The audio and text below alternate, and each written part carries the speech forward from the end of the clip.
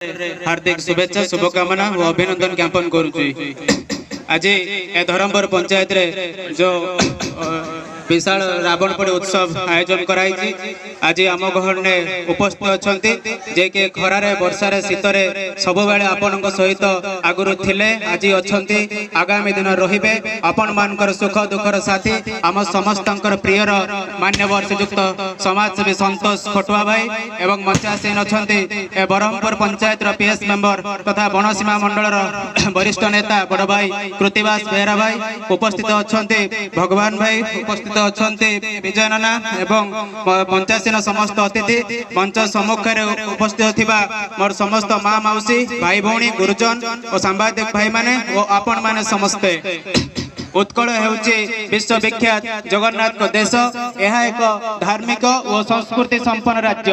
एठारे 12 मासरे 13 पर्व खूब धूमधाम रे पालित होता है। पुराण वर्णित विभिन्न शास्त्र और उत्कलीय स्वतंत्रता को केंद्र करी जो सब पर्व पर्वाणी मान पालित होता है। चलित मास पालित होता शारदीय दुर्गा पूजा अत्यंत परिचित और लोकादृत। पुराण रे जगत जननी माँ दुर्गांकर आविर्भाव भिन्न भिन्न समय रे भिन्न भिन्न रूप रे होता है। केतबळे माँ स्नेहमयी होई संतान वत्सल होइतांत आउ केतबळे माँ खंडा दर्पण धरी शत्रु संहार करितांती। से जहाँ भी होना कहीं के त्रेतया जुगरे रामंक अवतार रे जतबळे रामचंद्र रावण को बद्ध करतिले सेतबळे दुर्गा शक्तिर आवश्यक पड़तिला।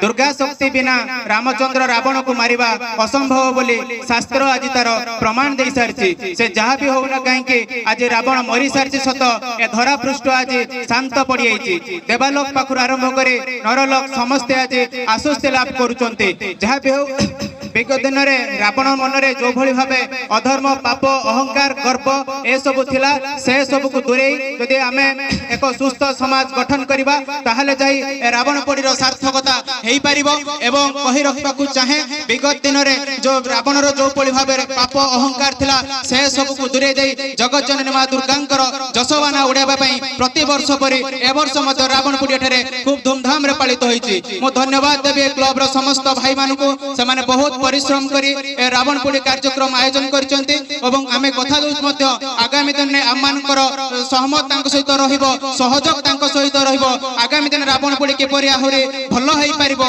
आम मानकर चेष्टा तांको सहित सबल रहिबो। तो आपण मानकु मध्य बहुत बहुत धन्यवाद। आपण माने एते संख्या रे पहुंचे ए सभा को आज साफल्य मंडित करचंती तेणु आपण मानकु मध्य बहुत बहुत धन्यवाद। एते कहि मोर वक्तव्य शेष करछि। धन्यवाद। वंदे उत्कल जननी जय जगन्नाथ।